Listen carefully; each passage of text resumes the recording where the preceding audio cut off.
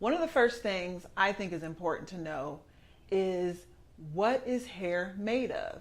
And I think once you know this and become familiar with this, then you can kind of have a better idea of how to take care of your hair. As you see the list up on the screen, it names off some elements that you may be familiar with: protein, sulfur, water, carbon, hydrogen, nitrogen, and oxygen.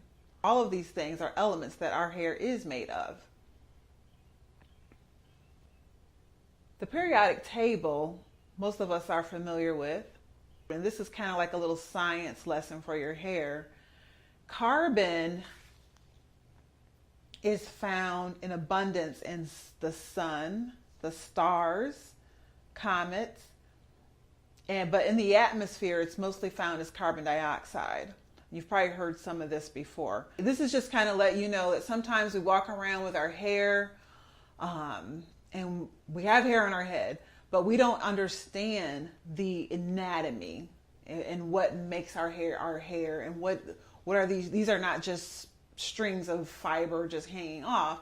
They actually come from elements in your environment and your atmosphere. A lot of things like the water, the hydrogen I was talking about, that is a large part of this universe. Most of your body is water. So water is very important to hair, and water is moisture for your hair.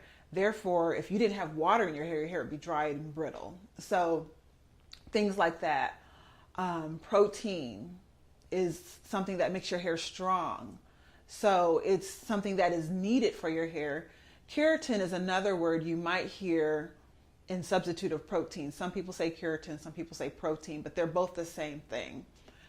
They're both protein. The value is so that you can know what your hair is made of in order to know how to feed your hair and how to work with your hair, and what things, how to cater to your hair as far as taking care of it is